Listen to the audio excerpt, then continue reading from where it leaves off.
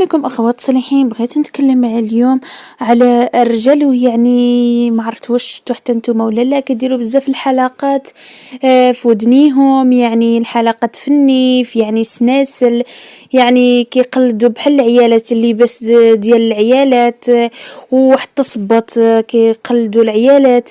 يعني هذاك الشيء راه حرام. يعني الرجال يبقى الرجل والمرأة تبقى مرأة. يعني الرجل يبقى رجل مهما كانت ظروفه، واخا يمشي النص ديالو يعني يبقى الرجل. فهمتوا؟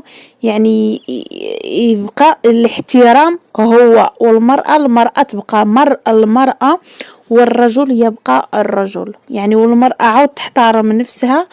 الحوايج بحال الرجال والشعر وهداك الشيء ملي كيحيدوا هداك الشعر وهداك الشيء عاود لا، تبقى مرأة. والرجل خلق الله رجل.